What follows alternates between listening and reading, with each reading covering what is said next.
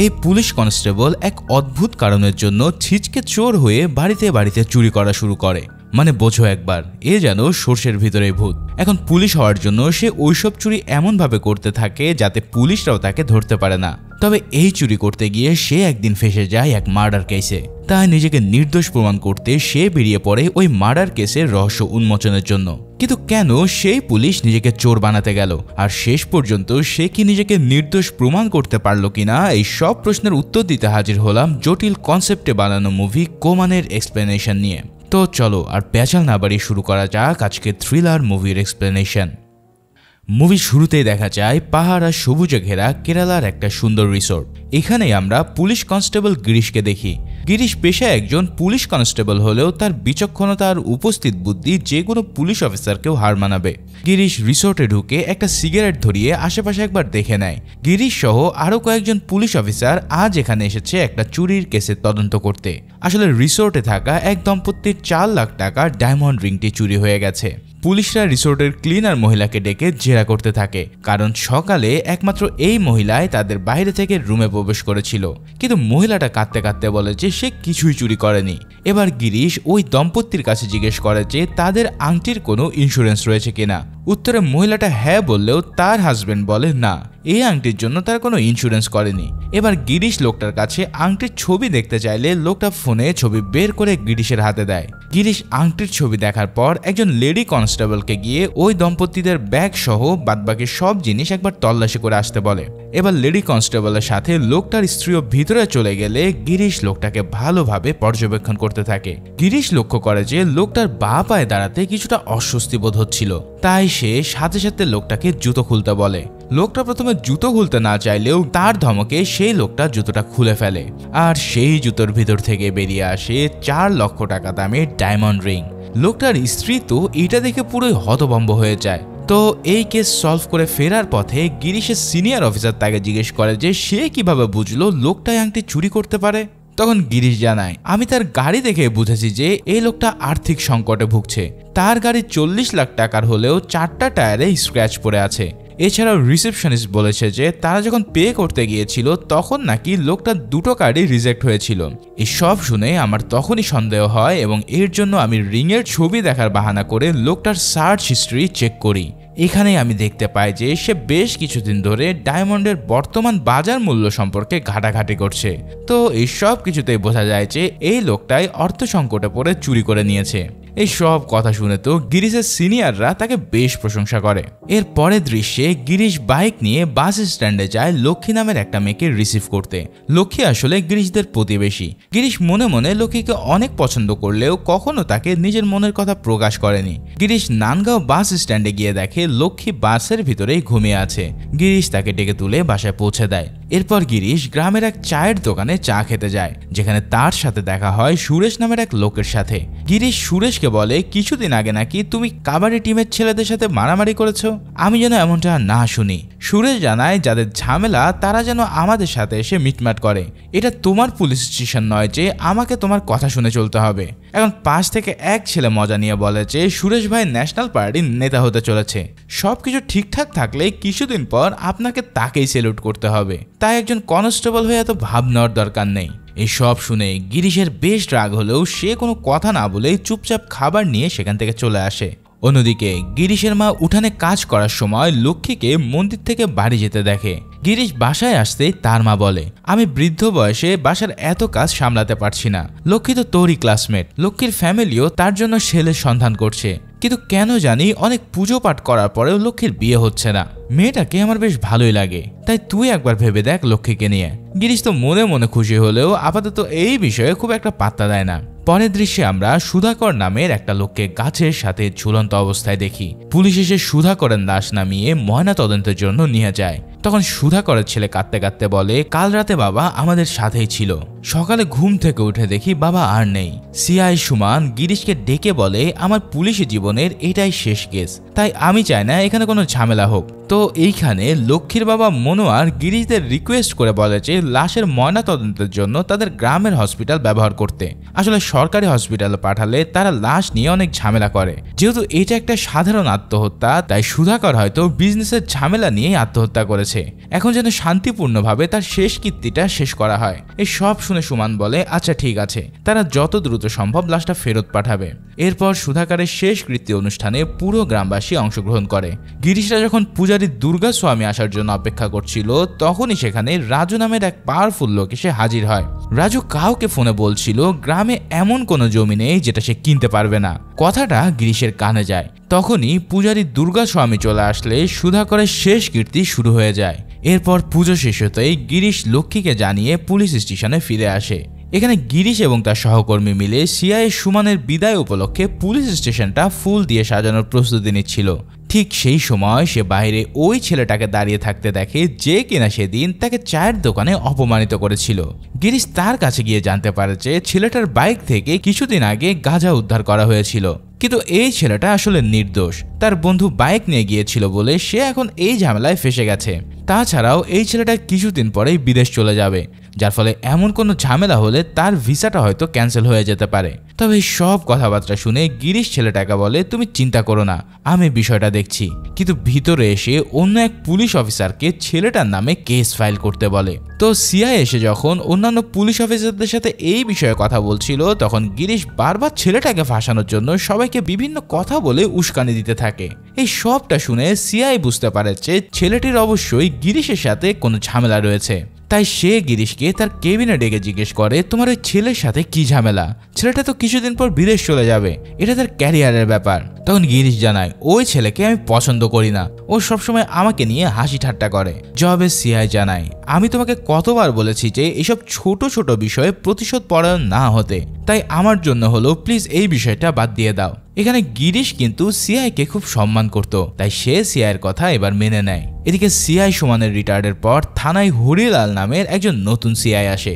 হরিলাল খুব বদমেজাজি একজন police officer. সে কোনো অন্যায় সহ্য করতে পারে না, এমনকি সে আগে যে অঞ্চলে ছিল সেই অঞ্চলে চুরির হার একদম কমে গিয়েছিল। এই বিষয়ে গিরিশের সহকর্মীরা কথা বলার সময় গিরিশ কটাক্ষ করে বলে ভালোই হয়েছে, এখন কেউ কেউ নিজের অবস্থান বুঝতে পারবে। গিরিশ অবশ্য তাদের কথা পাত্তা দিচ্ছিল না। তখন সেখানে হরিলাল এসে দুজন পুলিশ অফিসারকে তার সাথে এলাকা ভিজিট করার জন্য যেতে বলে। গিরিশ জানায় স্যার আমি যাচ্ছি, এখানে আমার সবই পরিচিত। কিন্তু হরিলাল জানায় তাহলে তুমি এসো না, চেনা জানা মানুষরাই দুর্নীতি করে সবসময়। এই কথাটা শুনে গিরিশের বেশ মন খারাপই হয়।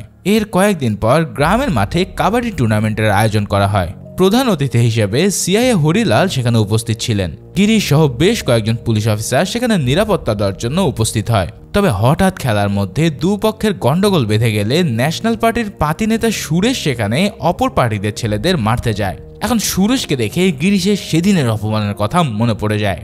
এর জন্য গিরিশ গন্ডগোল থামানোর নাম করে সুরেশকে একটা থাপ্পড় দিয়ে বসে। কিন্তু সুরেশও রেগে গিয়ে গিরিশের সাথে হাতাহাতি শুরু করলে হরিলাল এসে তাদের থামানোর চেষ্টা করে। আর এক পর্যায়ে হরিলাল গিরিশকে ধরে কাদা পানিতে ফেলে দেয়। বিষয়টা নিয়ে সেখানে উপস্থিত সবাই এবার হাসাহাসি শুরু করে। সবার সামনে গিরিশকে ঠাট্টার পাত্র হতে দেখে লক্ষ্মীর মনটাও বেশ খারাপ হয়ে যায়। ওদিকে গিরিশ ও লক্ষ্মীর দিকে তাকিয়ে লজ্জায় মাথা নিচু করে সেখান থেকে বেরিয়ে আসে।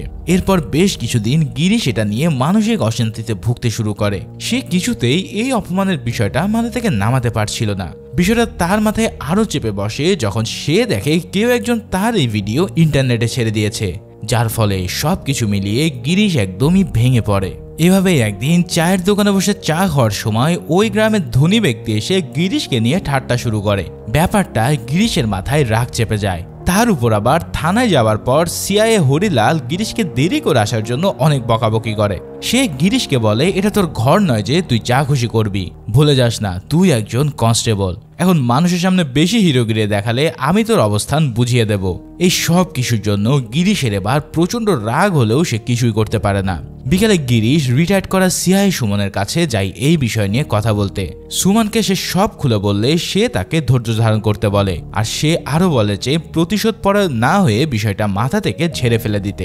আসলে গিরিশের একটা সমস্যা ছিল, সে কখনো কোনো অপমান সহ্য করতে পারতো না, যার কারণে সব সময় তার ভিতরে প্রতিশোধ পরায়ণতা বেশি ছিল।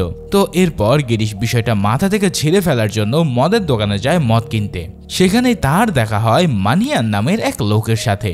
মানিয়ান বারটেন্ডারের কাছে বাকিতে মদ চাইছিল, কিন্তু বারটেন্ডার তাকে মদ না দিলে সে সেখানে ঝামেলা করতে শুরু করে।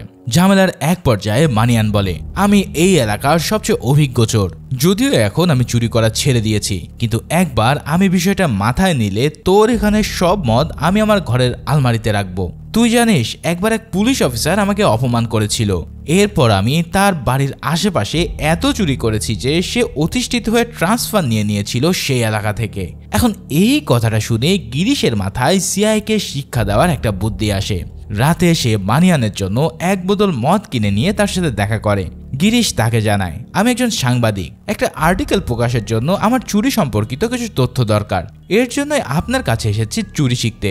তবে মানিয়ান বলে, আমি তোমাকে দেখে বুঝেছি যে তুমি কোনো সাংবাদিক নও, তুমি একজন পুলিশ অফিসার, তাই না? তখন সে জানায়, আচ্ছা আপনি কিভাবে বুঝলেন?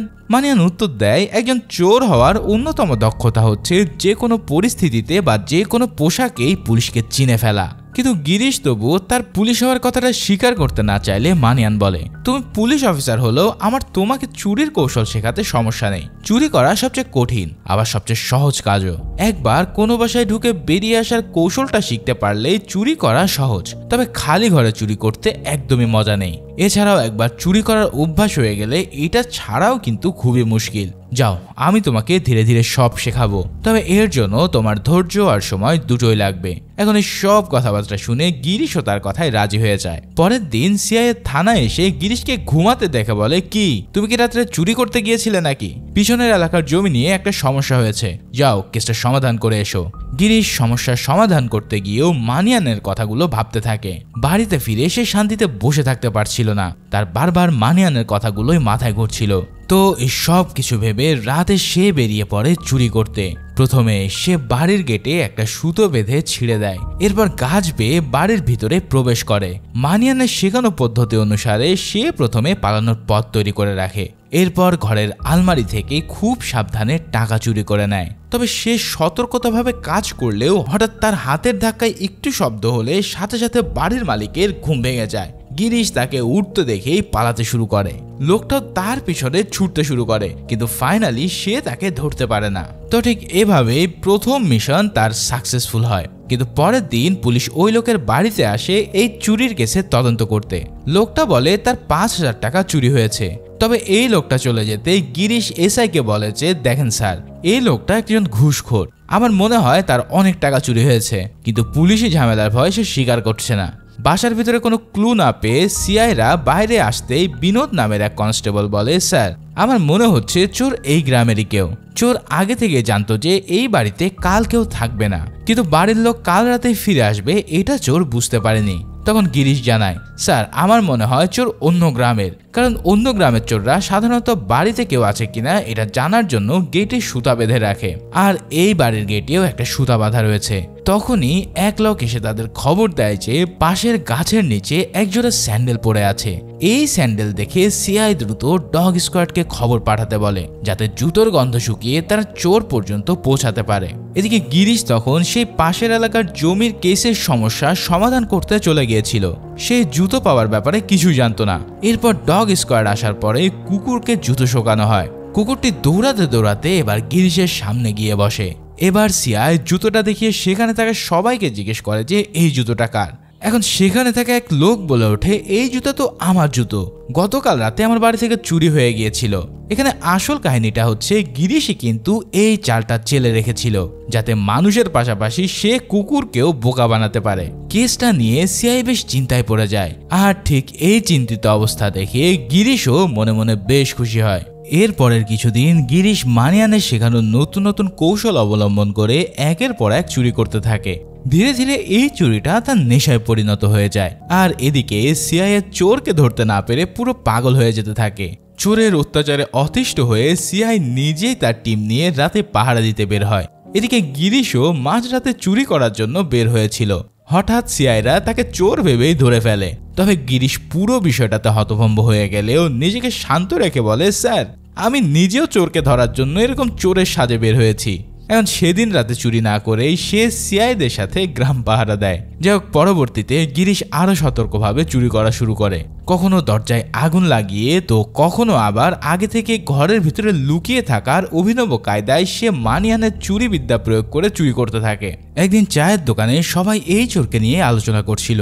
দোকানের এক কর্মচারী বলে, সুমন স্যার থাকতে কখনো তো চুরি হয়নি, নতুন সিআই আসার পরে এত ঝামেলা। তখন রাজু নামে সে ধনী ব্যক্তিও বসা ছিল, যে কিনা একদিন গিরিশকে অপমান করেছিল। রাজু খুব গর্ব করে বলে যে যদি ওই চোর আমার ঘরে এসে চুরি করে, আমি সেই সিআইয়ের চ্যাপ্টার এখানেই শেষ করে দেব। ডিএসপি থেকে শুরু করে ডিআইজি পর্যন্ত সকলে আমার ভালো বন্ধু। এই কথাটা গিরিশের মাথায় ঢুকে যায়। এর জন্য রাতে সে চলে যায় রাজুর বাড়িতে চুরি করতে। এরপর এই চুরি নিয়ে উপর মহল থেকে সিআইয়ের উপরে প্রচুর চাপ আসতে থাকে। সিআই এই বিষয়টা নিয়ে কুমার ও গিরিশের সাথে আলোচনা করলে গিরিশ বলে, রাজুর ঘর থেকে এমন কেউ চুরি করেছে যে জানতো রাজু ঘরে ক্যাশ রাখে। সাজির সাথে রাজুর খুব ভালো সম্পর্ক এবং তার রাজুর বাড়িতে নিয়মিত আসা যাওয়া রয়েছে। এছাড়া আমি সাজিকে ছোটবেলা থেকে চিনি, ক্লাসেও সে এরকম টুকটাক চুরি করে বেড়াতো, তাই আমার মনে হয় চুরিটা সাজি করেছে। আসলে সেদিন চায়ের দোকানে রাজুর সাথে সাজিও তাকে অপমান করেছিল, তাই গিরিশ এবার সাজিকে এই কেসে ফাঁসাতে চাইছে। গিরিশের কথায় ম্যানিপুলেট হয়ে সিআইএ সাজিকে ধরে এনে অনেক মারধর করে, তবুও সাজি বারবার বলতে থাকে যে সেই চুরি করেনি। এদিকে গিরিশ চায়ের দোকানে বসে এলাকাবাসীকে বলে সিআই আসল চোর ধরতে না পেরে এখন গ্রামবাসীদের উপরে অত্যাচার করছে। সাজিকে আমি ছোটবেলা থেকে চিনি, সে কাজ করতেই পারে না। গিরিশ সেখানে বসে থাকা সুরেশকেও শুনিয়ে শুনিয়ে বলে কাল পলিটিশিয়ান রাজেন্দ্রা সাজিকে ছাড়ানোর জন্য থানার সামনে আন্দোলন করবে, যাতে গ্রামবাসী তার উপরে ইমপ্রেস হয়ে এবার তাকে ভোটটাই দেয়। এই কথাটা শুনে সুরেশ রাজেন্দ্রাকে আগেই সাজিকে ছাড়ানোর জন্য আন্দোলন করার কথা ভাবে, তাই সে তখনই তার দলবল নিয়ে থানার সামনে এসে সিআইয়ের বিরুদ্ধে আন্দোলন শুরু করে দেয়। সিআই প্রথমে তাদের বোঝাতে গেলেও এক পর্যায়ে সুরেশের সাথে তাদের হাতাহাতি শুরু হয়। ডিআইজি এসে সব দেখে সুরেশদের দাবি মেনে নেওয়ার কথা বলে তাকে সেখান থেকে চলে যেতে বলে। সুরেশরা সেখান থেকে চলে গেলে ডিআইজি হরিলালকে অনেক বকাঝকা করে।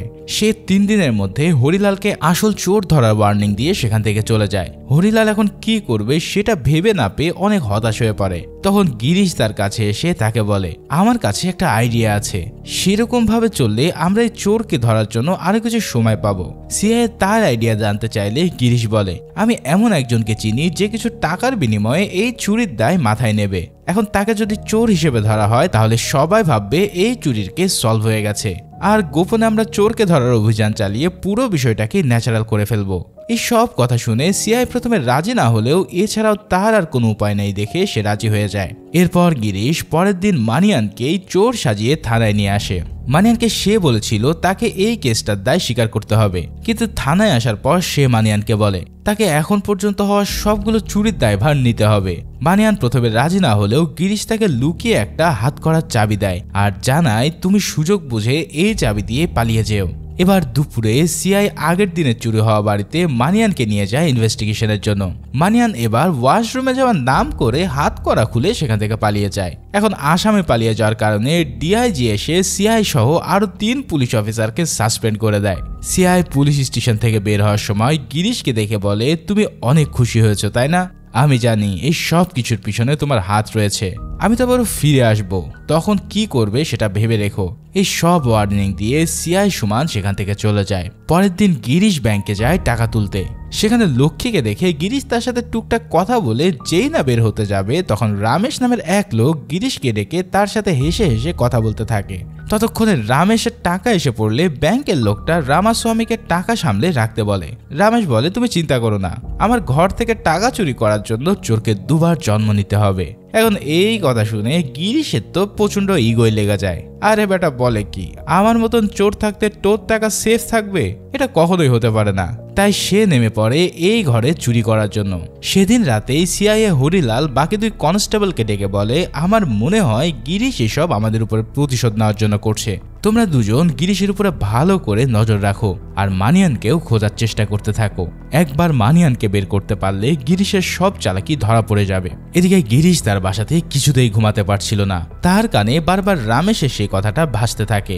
গিরিশ রামেশ ও তার পরিবারকে অনেক সম্মান করত, তাই সে তাদের বাড়িতে কিছু চুরি করতে চাইছিল না, কিন্তু চুরির নেশায় গিরিশ প্রায় পাগল হয়ে যাচ্ছিল। সে ঠিকভাবে খেতে পারছিল না, ঘুমাতে পারছিল না। তাই সে বাধ্য হয়ে বেরিয়ে পড়ে এই চুরিটা করতে। কিন্তু রামেশের ঘরে ঢুকতেই এবার ঘটে এক অন্য কাহিনী। রামেশ তাকে মুহূর্তের মধ্যেই ধরে ফেলে। রামেশ গিরিশের মুখের পর্দা সরিয়ে পুরো হতবাক হয়ে যায়। এরপর চোর চোর বলে চিৎকার করতে করতে তার পিছু নিতে থাকে। রামেশ গিরিশকে ধরতে না পেরে চিৎকার করে বলে যে আমি জেনে গেছি তুই হচ্ছিস আসল চোর, কাল সকালে আমি সবাইকে এটা জানিয়ে দেব। এই ঘটনায় গিরিশ এতটাই ভয় পেয়ে গিয়েছিল যে বাড়ি এসে সে তখনই নিজের ব্যাগপত্র গুছিয়ে কেরালার উদ্দেশ্যে পালিয়ে যায়। গিরিশ কেরালার বাইরে গিয়ে একটা হোটেল ভাড়া করে রাতটা কাটিয়ে দেয়। সকালবেলা এক কর্মচারী তাকে ডাকতেই সে লাফ দিয়ে ঘুম থেকে ওঠে। গিরিশ বুঝতে পারছিল না যে সে কি করবে।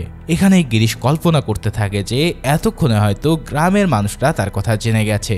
এখন সে ধরা পড়লে তার সব প্রিয়জনরা তাকে ভুল বুঝবে। তাকে যারা সহ্য করতে পারতো না তারা তো তাকে দেখে প্রচুর হাসাহাসি করবে। এই সব কিছু ভাবতে ভাবতে গিরিশ কান্নায় ভেঙে পড়ে। তবে তার সবচেয়ে বেশি চিন্তা হচ্ছিল তার বৃদ্ধ মাকে নিয়ে। তাই মায়ের কথা ভেবে গিরিশ আবারও গ্রামে ফিরে আসে। ঠিক গ্রামে যেতেই এক পুলিশ অফিসার গিরিশকে তার গাড়িতে করে রামাস্বামীর বাড়িতে নিয়ে যায়। কিন্তু সেখানে গিয়ে সে যা দেখতে পায় তা দেখে সে পুরোপুরি হতবাক হয়ে পড়ে। গিরিশ দেখে রামেশ গাছের সাথে ফাঁস নিয়ে আত্মহত্যা করেছে। এখন গিরিশকে দেখে রামেশের ওয়াইফ এসে কাঁদতে কাঁদতে বলে তুমি তো কালকে আমার স্বামীকে ব্যাংকে দেখেছিলে। সে কতটা না খুশি ছিল, দেখো আজ কি হয়ে গেল। গিরিশ নিজেও বুঝতে পারছে না যে সে কি বলবে, কিন্তু সে এটা নিশ্চিত ছিল যে রামেশ আত্মহত্যা করেনি। তাই সে আশপাশটা ভালো করে পর্যবেক্ষণ করতে থাকে আর সেখানে থাকা মাটিতে কিছু একটা স্মেল পেয়ে সেটা কালেক্ট করে নেয়। তবে এই সব কিছু আবার দূর থেকে সিআইএ হরিলাল লক্ষ্য করে যাচ্ছিল। পরের দিন রামেশের শেষ কৃত্যের আয়োজন করা হয়। গিরিশ সেদিনও ক্রাইম স্পটে গিয়ে নিজের ইনভেস্টিগেশন চালিয়ে যাচ্ছিল। হঠাৎ তার ফোনে একটা নোটিফিকেশন আসে। সে তার নোটিফিকেশন ওপেন করতে দেখে যে রামেশের বাড়িতে যে সে চুরি করতে গিয়েছিল এই ঘটনা কেউ একজন ভিডিও করে নিয়েছে। এই দৃশ্য দেখে সে প্রচন্ড ভয় পেয়ে যায়। তাই দ্রুত ওই নাম্বারে কল দিয়ে জানতে পারে যে সেই নাম্বারটা এখন সুইচ অফ। এদিকে বিনোদ এসে সিআইএ হরিলালকে বলে আমি সেদিন রাতে গিরিশকে কেরালা থেকে বাইরে যেতে দেখেছি। এছাড়াও পরের দিন সে ডিউটিতেও আসেনি। আমার মনে হয় এই চুরির পিছনে গিরিশের হাত রয়েছে। এখন সিআই বিনোদকে গিরিশের বিপক্ষে প্রমাণ সংগ্রহ করতে যেতে বলে। এদিকে গিরিশ গিয়ে এখনো পর্যন্ত ঘটা সবকিছু সিআই সুমানকে খুলে বলে। সবটা শুনে সিআই সুমান গিরিশকে একটা চড় মেরে বলে তুই পুলিশ নাকি ক্রিমিনাল? আমি তোকে কতবার বলেছি যে এরকম প্রতিশোধ পরায়ণ না হতে। এখন তুই খুন না করে খুনের আসামি হয়ে যাবি। তবে গিরিশ জানায় স্যার আমি পুলিশ স্টেশনে গিয়ে সবকিছু স্বীকার করে স্যারেন্ডার করব, আপনি দয়া করে আমাকে সাহায্য করুন। তবে সিআই জানায় যে তোকে স্যারেন্ডার করতে হবে না, আমি দেখছি কি করা যায়। এর পরের দিন সে গিরিশকে নিয়ে একজন সাইকিয়াট্রিস্টের সাথে দেখা করে। সাইকিয়াট্রিস্ট বলে গিরিশের ডিসঅর্ডার অফ ইম্পালস কন্ট্রোল ডিজিজে আক্রান্ত। এই ডিজিজের রোগীরা চেষ্টা করেও নিজেদেরকে কন্ট্রোল করতে পারে না। কেউ তাদের ইগো হার্ট করলে বা কোনো চ্যালেঞ্জ করলে তারা সেটা সম্পূর্ণ না করে শান্তি পায় না। গিরিশও প্রথমে এই রোগের শিকার হয়ে সিআইকে অপমানিত করার জন্য চুরি শুরু করে, কিন্তু ধীরে ধীরে এটা তার কাছে চ্যালেঞ্জের মতন মনে হতে থাকে। এর জন্যই সে এই কাজ কন্টিনিউ করে যায়। সুমান তাকে জিজ্ঞেস করে এই রোগের কি আদৌ কোনো চিকিৎসা আছে? জবাবে সে জানায় গিরিশকে কাউন্সেলিং দেওয়ার পাশাপাশি যদি এর চাইতেও কোনো চ্যালেঞ্জিং কাজে তাকে ব্যস্ত রাখা যায় তাহলে হয়তো সে ঠিক হয়ে যাবে। ফেরার সময় সুমান গিরিশকে বলে তোমাকে এখন থেকে কাউন্সেলিং নিতে হবে কিছুদিন, আর রামেশের মার্ডার কেসটা নিয়ে এত চিন্তা করো না। আসলে তুমি তো একজন সাধারণ কনস্টেবল, এই কেস সলভ করা তোমার সাধ্যের বাইরে। তাছাড়াও সিআই সাসপেনশন থেকে ফিরে আসলে সে তোমাকে এই কাজ কখনই করতে দেবে না। আসলে এখানে মূল কাহিনী ছিল সুমান গিরিশকে পরোক্ষভাবে চ্যালেঞ্জ করছিল যে যাতে গিরিশ চুরি রেখে এই কেস নিয়ে ব্যস্ত হয়ে পড়ে। ঠিক তার অনুসারেই সেই আইডিয়াটা কাজে লেগে যায়। গিরিশ তখন জানায় আমি সিআইএ জয়েন করার আগেই এই কেস সলভ করে ফেলবো, সেটা যে করেই হোক। যাক এরপর গ্রামে ফিরে গিরিশ সুমানকে বলে আমার পিছে ধাওয়ার করার পর রামেশজি আর ঘরে ফিরে যায়নি, কারণ তাহলে হয়তো সে তার স্ত্রীকে বলতে পারতো যে সে আমাকে দেখেছে, কিন্তু তার স্ত্রী কিছুই জানে না। এরই মাঝে তাকে কেউ খুন করে গাছে ঝুলিয়ে রেখে গেছে। এখন যে আমাকে এই ভিডিওটা পাঠিয়েছে তাকে একবার ধরতে পারলেই সবকিছু ক্লিয়ার হয়ে যাবে। জবাবে সুমন জানায় তুমি কি ওই নাম্বারটা ট্রেস করেছো?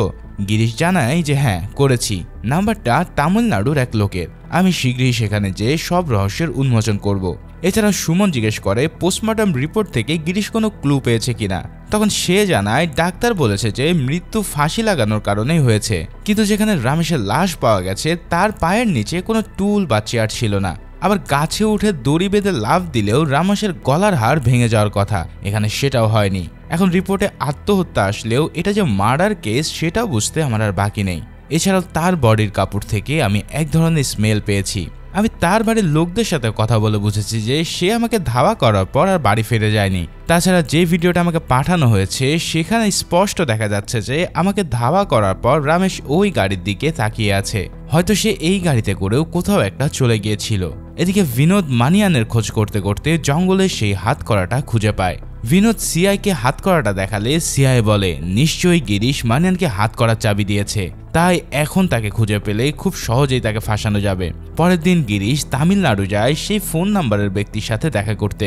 গিরিশ সেখানে গিয়ে জানতে পারে যে চাষাবাদে লোকসান হওয়ার কারণে লোকটা মানসিক অবস্থায় ভুগে গত বছরে ফাঁস লাগিয়ে আত্মহত্যা করেছে।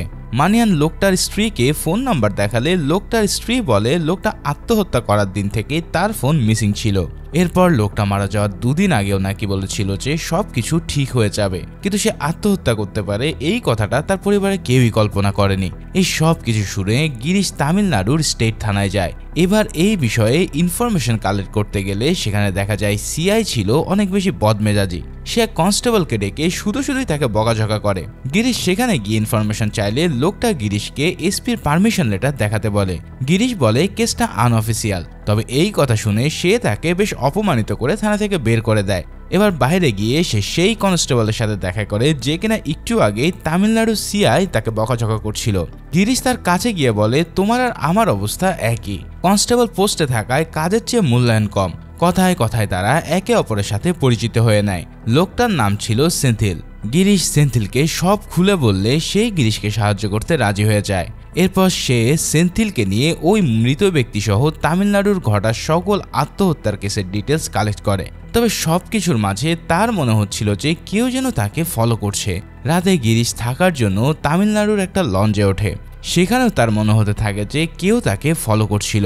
গিরিশ কৌশলে লুকিয়ে সেই ফলো করা ব্যক্তিকে ধরলে দেখা যায় যে এটা আর কেউই নয় বরং মানিয়ান। মানিয়ানকে দেখেই সে বলে ওঠে তুমি এখানে কি করছো? যবে সে জানায় এই প্রশ্ন তো আমার করার কথা, তুমি নিশ্চয়ই আমাকে ধরতে এসেছো তাই না? তবে মানিয়ান গিরিশকে ধোঁকাবাজ বলে সেখান থেকে চলে যায়। তবে দেখা যায় মানিয়ান ছাড়াও আরও কেউ একজন তাকে ফলো করছিল, তবে সেটা কে তা তোমরা পরেই জানতে পারবে। এদিকে গিরিশ পরের দিন কেরালায় ফিরে থানায় গিয়ে লুকিয়ে গত 1 বছরে ঘটা কেরালার সকল আত্মহত্যার কেসের ফাইলগুলোর ছবি তুলে নেয়। তখনই আবারও তার বাড়িতে একটা ভিডিও আসে যেখানে দেখা যাচ্ছিল গিরিশ কিভাবে ছাদ বেয়ে অন্যর বাড়িতে চুরি করতে ঢুকছে। এখন সে তো এবার আরো বেশি টেনশনে পড়ে যায়, তাই সে হসপিটালে গিয়ে গোপনে আত্মহত্যার কেসগুলোর মেডিকেল রিপোর্ট কালেক্ট করে। ঠিক তখনই তার কাছে সিআই এসে গিরিশের কলার ধরে বলে যে আমি জানি এই সব কিছুর পিছনে তোর হাত রয়েছে, আমি তোকে ছাড়বো না। তখন গিরিশ তাকে ধাক্কা দিয়ে সরিয়ে সেখান থেকে চলে যায়। বিকালে সে সুমনের সাথে কথা বলে তার তদন্তের ব্যাপারে জানায়। সে জানায় কেরালা ও তামিলনাড়ুতে গত 3 বছরে অনেকজন আত্মহত্যা করেছে। অদ্ভুত বিষয়, তারা সকলে আত্মহত্যার জন্য হলুদ রশির ব্যবহার করেছিল। যারা মারা গেছে তাদের মধ্যে একটা কমন বিষয় হচ্ছে তারা সবাই মিডিল এজের ছিল। এছাড়াও তারা সকলেই কোনো না কোনোভাবে আর্থিক সমস্যায় ভুগছিল। এখন এই সব মৃত্যুগুলো আসলে ছিল একটা মার্ডার। সবটা শুনে সুমন বলে ব্যাপারটা বেশ জটিল এবং ঝুঁকিপূর্ণ, আমার মনে হয় এখন ডিপার্টমেন্টের সবারই এটা জানানো উচিত। তখন গিরিশ বলে ডিপার্টমেন্ট এতদিনে বুঝে উঠতে পারেনি যে এগুলো আত্মহত্যা নাকি মার্ডার। এখন তাদের জানালে আমি ফেসে যাব আর খুনি বেঁচে যাবে, তাই যা করার আমাকেই করতে হবে। সেদিন আবারও চায়ের দোকানে আড্ডা দেওয়ার সময় রাজু আর সাজি সেখানে একটা কুকুর নিয়ে আসে। এরপর রাজু গিরিশকে শুনিয়ে বলে আমি একটা বেলজিয়াম প্রজাতির কুকুর নিয়ে এসেছি। পুলিশ তো আর চোরকে আটকাতে পারলো না, এবার চোরের বাপেরও সাধ্য নেই আমার বাড়িতে চুরি করার। এখন এই কথাটা আবার গিরিশের ইগোতে লেগে যায়। যাবার সময় সে মনে মনে ভাবতে থাকে যে একদিন মানিয়ান তাকে বলেছিল কুকুরকে মাটনের সাথে মদ মিক্স করে খাওয়ালে কুকুর তার অনুগত হয়ে যায়। তাই সে 1 কেজি মাটন কিনে বাড়িতে চলে আসে। রাতে সে এই কেসের সম্পর্কে তদন্ত করছিল, কিন্তু তখনই সিনথিল তাকে ফোন করে বলে যে আমি গত 3 বছরের আত্মহত্যার সকল ফাইল জোগাড় করেছি। 2021 সালে তামিলনাড়ুর প্রত্যেক মাসে একটা করে আত্মহত্যা ঘটেছে, তবে 2020 ও 22-এ সেটা হয়নি। এরপর গিরিশ তার কাছে কেস ফাইলের ছবি চেয়ে কলটা কেটে দেয়। গিরিশের মাথায় তখন সকালে রাজুর বলা কথাটাই ঘুরছিল। সে সাথে সাথে বেরিয়ে পড়ে রাজুর বাড়িতে চুরি করার জন্য। প্রথমে সে রাজুর কুকুরকে পোষ মানিয়ে সেটাকেই চুরি করে জঙ্গলে রেখে আসে। এরপর আবার রাজুর বাড়িতে যায় টাকা পয়সা চুরি করতে, কিন্তু রাজুরা কেউই বাড়িতে না থাকায় সে টাকা চুরি করে আনন্দ পাচ্ছিল না, তাই কিছু না নিয়ে সেখান থেকে বেরিয়ে আসে। পথে গিরিশ হঠাৎ বাইকের মিররে লক্ষ্য করে যে কেউ একজন তার পিছ দিয়ে জঙ্গলের ভিতরে গেছে। তাই সে বাইক থেকে নেমে জঙ্গলে ঢুকতেই একটা লোক তাকে দেখে পালাতে শুরু করে। সে প্রায় লোকটাকে ধরেই ফেলেছিল, কিন্তু লোকটা তাকে ধাক্কা দিয়ে গাড়িতে করে সেখান থেকে পালিয়ে যায়। পরের দিন থানা থেকে তাকে কল করে জানানো হয় যে গ্রামের এক পুকুরের পাশে কোনো এক মহিলার লাশ পাওয়া গেছে। তাই সে দ্রুত সেখানে গিয়ে দেখতে পায় মাঝবয়সী একজন মহিলা পুকুরের পানিতে ডুবে মারা পড়েছে। গ্রামের লোকরা বলা বলি করছে যে এই মহিলার নাকি অন্য একটা লোকের সাথে পরকীয়ার সম্পর্ক ছিল, আর এই ব্যাপারটা জানাজানি হওয়াতে মহিলাটা লজ্জায় আত্মহত্যা করেছে। এখন এই বিষয়ে গিরিশ সুমনের সাথে কথা বললে সুমন বলে এটা এমনও হতে পারে যে এটা সত্যি আত্মহত্যা। জবাবে গিরিশ জানায় না, কাল রাতে আমি ক্ষেতের পাশে একজনকে দেখেছি, আমার মনে হয় এই কাজটা ওই লোকেরই। লোকটা বেশ তরতাজা, এছাড়াও কাল আমাবস্যার রাত ছিল, তাই আমি তার চেহারা দেখতে পাইনি। এখন আমাবস্যার কথা মনে পড়তেই সে দৌড়ে ঘরের ভিতরে যায়। এরপর গত বছরে ঘটে যাওয়া আত্মহত্যার ফাইল আর ক্যালেন্ডার চেক করে দেখে যে সবগুলো খুন হয়েছে আমাবস্যার রাতে। তাই গিরিশ সুমনকে বলে গত 3 বছরের প্রতি মাসেই আমাবস্যার রাতে একটা করে খুন হয়েছে। 2020-এ সবগুলো খুন হয়েছে কেরালায়, 2021-এর সবগুলো খুন হয়েছে তামিলনাড়ুতে, আর 2020 সালে 6টি খুন তামিলনাড়ু আর 6টি খুন কেরালাতে হয়েছে। তার মানে যারা আত্মহত্যা করেছে সবাই উঁচু জাতির এবং সবার বডি থেকে একটা বিশেষ সুঘ্রাণ পাওয়া গিয়েছিল। এই সব শুনে সুমন বলে আমার মনে হয় কেউ কারো জাদু বা অন্ধবিশ্বাসের বশীভূত হয়ে এই খুনগুলো করছে। তবে সে বলে এটা যদি কোনো বড় গ্যাংয়ের কাজ হতো তাহলে এতদিনে তারা ধরা পড়তো। আমার মনে হয় এর পিছনে কোনো একজন ব্যক্তির হাত রয়েছে, কিন্তু একজন একা এতগুলো খুন কিভাবে করতে পারে। তখন সুমন জানায় কেসটা বেশ জটিল, তুমি যদি পুলিশ স্টেশন থেকে সাহায্য নাও তাহলে এটা তোমার জন্য সলভ করা সহজ হয়ে যাবে। তখন গিরিশ জানায় কিন্তু কে আমাকে সাহায্য করবে।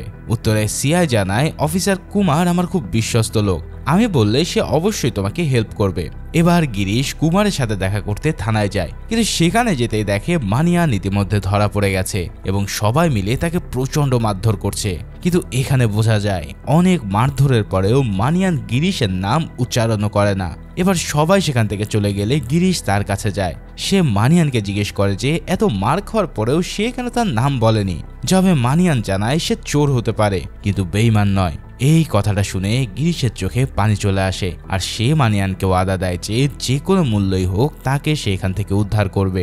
এর পরবর্তী সিনে আমরা সুমন ও গিরিশকে এসপি কুমারের সাথে দেখা করতে দেখি।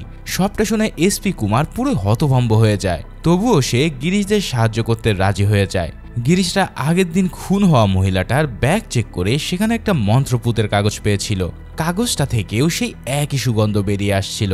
গিরিশ মহিলাটার বাড়ির লোকের সাথে কথা বলে জানতে পারে যে কিছুদিন যাবৎ সে কোনো এক পুজোর জন্য ব্রত রেখেছিল এবং নিয়মিত সে মন্দিরে যেত।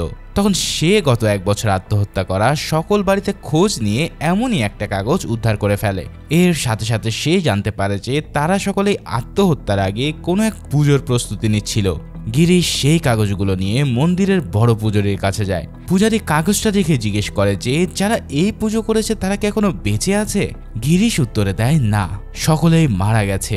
তখন পূজারী বলে এই ধরনের পুজো অনেক আগে অপশক্তিকে খুশি করার জন্য পালন করা হতো, তবে এখন এটা ভারতবর্ষের সম্পূর্ণ নিষিদ্ধ। কিন্তু এখনো কোথাও কোথাও বিকৃত মস্তিষ্কের কিছু মানুষ এই পুজোর মাধ্যমে নিজেদের অমর করতে চায়। এই পুজো সাধারণত তৃতীয় লিঙ্গের মানুষরাই সম্পূর্ণ করতে পারে। কেরালা ও তামিলনাড়ুর জঙ্গলে খুঁজলে এদের সন্ধান পাওয়া যেতে পারে। আমার কাছে এই ব্যাপারে একটা বই ছিল, কিন্তু কিছু বছর আগে আমার এক শিষ্য বইটাকে চুরি করে এখান থেকে পালিয়ে যায়। এই সব কথা শুনে গিরিশের মনে সন্দেহ হয় যে এই গ্রামের কোনো পূজারী হয়তো এই কাজের সাথে জড়িত। তাই সে প্রথমে তাদের গ্রামের স্থানীয় পূজারী রাঘবানের কাছে যায়, কিন্তু রাঘবান এই কাগজ হাতে নিয়ে কিছুই বুঝতে পারে না। রাঘবান জানায় এই কাগজ আমার বিদ্যার অংশ নয়, কিন্তু এখানে শেষে যে বলির কথাটা লেখা আছে সেটার ব্যাপারে আমি মনোয়ারকে কথা বলতে শুনেছি। তো এরপরে গিরিশ কাগজটা নিয়ে সাথে সাথে লক্ষ্মীর বাবা মনোয়ারের কাছে যায়। মনোয়ার কাগজ দেখে বলে যে তুমি একদম সঠিক সময়ে এসেছো, একটু আগেই আমার এখানে দুর্গা স্বামী এসেছে, সে নিশ্চয়ই এই কাগজ সম্পর্কে বলতে পারবে। এখন দুর্গা স্বামী কাগজ দেখে বলে যে সে এই ব্যাপারে কিছুই জানে না। তবে হঠাৎ গিরিশ লক্ষ্য করে যে দুর্গা স্বামীর শরীর থেকে ঠিক সেই সুগন্ধির স্মেল আসছে যেটা লাশগুলোর শরীর থেকে পাওয়া যেত। এসব দেখে গিরিশ বুদ্ধি করে তখন দুর্গা স্বামীর নাম্বার নিয়ে নেয় আর তার বাসার কুণ্ডলী দেখাতে যাওয়ার কথা বলে। সে নাম্বারটি এসিপি কুমারকে পাঠিয়ে সেটা ডিটেলস বের করতে বলে। এবার এসিপি কুমার বলে এই নাম্বার দুর্গা স্বামীর নয়, বরং অন্য কারোর নামে রেজিস্ট্রেশন করা। যাই হোক, রাতে গিরিশ দুর্গা স্বামীর বাড়িতে সে চলে যায় কুণ্ডলী দেখাতে। সেখানে তার কথাবার্তায় সে নিশ্চিত হয় যে এই সব কিছুর পিছনে দুর্গা স্বামীর হাত রয়েছে। এই জন্য সে মাঝরাতে আবার চোর সেজে দুর্গা স্বামীর বাড়িতে ঢুকে দেখে যে সে বাড়িতে আছে কিনা, কিন্তু দুর্গা স্বামীকে সে ঠিক কোথাও খুঁজে পায় না। এই দৃশ্য দেখে গিরিশ কুমারকে কল করে বলে যে নিশ্চয় সে এখন মন্দিরে গেছে। আমার ধারণাই ঠিক, এই দুর্গা স্বামী হচ্ছে আসল কালপ্রিট। তবে আমরা দেখতে পাই ঠিক সেই সময় দুর্গা স্বামী ঘরে লুকিয়েছিল। তো এবার গিরিশ সেই মন্দিরের খোঁজ বের করার জন্য মরিয়া হয়ে ওঠে। এর জন্য সে আবারও বড় পূজারীর কাছে যায়। তখন বড় পূজারী বলে, আমি তো এই সম্পর্কে কিছুই জানি না, তবে ফরেস্ট ডিপার্টমেন্টে চাকরি করা কারোর সাথে যোগাযোগ করলে হয়তো তুমি মন্দিরের সন্ধান পেয়ে যেতে পারো। তখন সে সুনামের পরিচিত এক রিটায়ার্ড ফরেস্ট পুলিশ অফিসারের সাথে দেখা করতে যায়। লোকটা বলে, আমি সেখানে অনেক বছর আগে গিয়েছি, তাই আমার তেমন একটা কিছু মনে নেই, তবে আমার কাছে ফরেস্ট ডিপার্টমেন্টের একটা ম্যাপ আছে, আশা করি তুমি সেটা অনুসরণ করে সহজে মন্দিরের আশেপাশে পৌঁছাতে পারবে। এরপর গিরিশ ম্যাপ নিয়ে দ্রুত সেই জঙ্গলের উদ্দেশ্যে বেরিয়ে পড়ে, কেননা আজ ছিল অমাবস্যার রাত, আর আজকে নিশ্চয়ই সেই মন্দিরে নতুন কাউকে বলি দেওয়া হবে।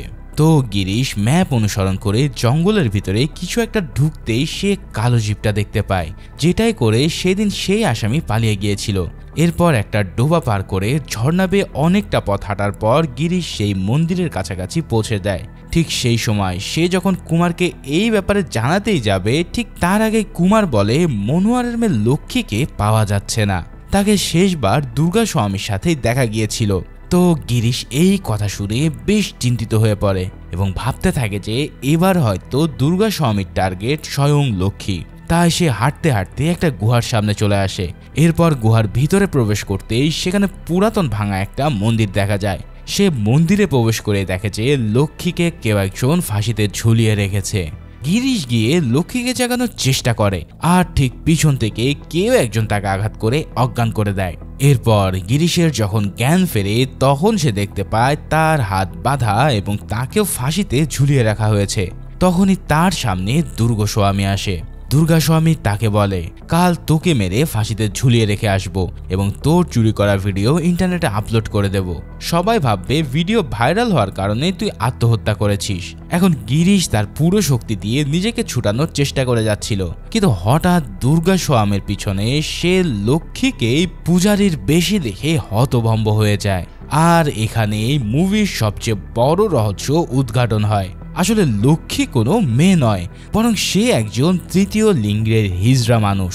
তার ভিতরে পুরুষ ও নারীর উভয় শক্তি রয়েছে। তাই তো দুর্গা স্বামী তাকে নিজের সাধ্য সিদ্ধির জন্য এতদিন ধরে ব্যবহার করে যাচ্ছিল। ঠিক এই সময় গিরিশের পূর্বে সব ঘটনা মনে পড়ে যায়। আসলে লক্ষ্মী তাকে ভিডিও পাঠিয়ে ব্ল্যাকমেল করছিল। গিরিশ এটা বুঝতে পারে, কিন্তু ততক্ষণে অনেক দেরি হয়ে গেছে। দুর্গা স্বামী গিরিশকে বলি দেওয়ার জন্য চোখ বুজে মন্ত্রপাঠ শুরু করে দেয়। এদিকে সে পকেট থেকে লাইটার বের করে কোনো মতে নিজের হাত আর গলার বাঁধন খুলে ফেলতে সক্ষম হয়। এছাড়াও দুর্গা স্বামী এটা দেখে গিরিশকে এসে মারতে থাকে। এখানে দুর্গা স্বামী ও গিরিশের মধ্যে কিছুক্ষণ মারামারি চললে তার ভিতরে লক্ষ্মী আবার নতুন ফাঁসির দড়ি ঝুলিয়ে দেয়। এরপর দুর্গা স্বামী গিরিশকে এনে সেখানে দাঁড় করায়। লক্ষ্মী গিরিশের গলায় ফাঁসির দড়ি পরাতে যাবে, ঠিক তখনই এক লাথি দিয়ে সে লক্ষ্মীকে অজ্ঞান করে ফেলে। অন্যদিকে দুর্গা স্বামী দৌড়ে লক্ষ্মীর কাছে গেলে গিরিশ সেই সুযোগে ফাঁসির দড়িটা তার গলায় ঝুলিয়ে দেয়। এরপর পাশে থাকা একটা পিলারে লাথি দিতেই দড়ির টান লেগে দুর্গা স্বামী ফাঁসিতে ঝুলেই সেখানে মারা পড়ে। ঠিক ততক্ষণে কুমার এবং সুমানও পুলিশ ফোর্স নিয়ে সেখানে হাজির হয়ে যায়। তো ফাইনালি তোমরা বুঝতেই পারছো আসলে ছোট্ট এক কাহিনী কত বড় মোড় নিয়ে নিল। এরপর লক্ষ্মীকে মেন্টাল হসপিটালে পাঠিয়ে দেওয়া হয় এবং এই ঘটনার পর সিআইএ হরিলালও গিরিশের উপর থেকে তার সকল রাগ ছেড়ে ফেলে। এর কিছুদিন পর সুমান এবং কুমার গিরিশের বাড়িতে গিয়ে তাকে জানায় যে তার প্রমোশন হয়েছে এবং তাকে স্পেশাল ক্রাইম ব্রাঞ্চে ট্রান্সফার করা হয়েছে। এই খবর শুনে তো গিরিশ অনেক আনন্দিত হয়। তখন কুমার গিরিশের হাতে তার অফার লেটারটা দিয়ে বলে যে এটা পড়ে দেখো। সেই অনুসারে সে যখন অফার লেটারটা পড়ছিল তখন এক কনস্টেবল এসে কুমারকে জানায় যে কাল রাতে এক লোকের বাড়িতে চুরি হয়েছে। এখন এই কথা শুনে সুমান আর কুমার দুজনেই শকড হয়ে গিরিশের দিকে তাকায়। আর এখানেই এই অসাধারণ সাসপেন্স ভরা মুভিটার সমাপ্তি ঘটে। তো ভিডিওটা কেমন লাগলো তা অবশ্যই আমাকে জানিও, আর ভালো লেগে থাকলে লাইক, কমেন্টস এবং সাবস্ক্রাইব করে রেখো। দেখা হচ্ছে পরের কোনো ভিডিওতে, সেই পর্যন্ত আল্লাহ হাফিজ।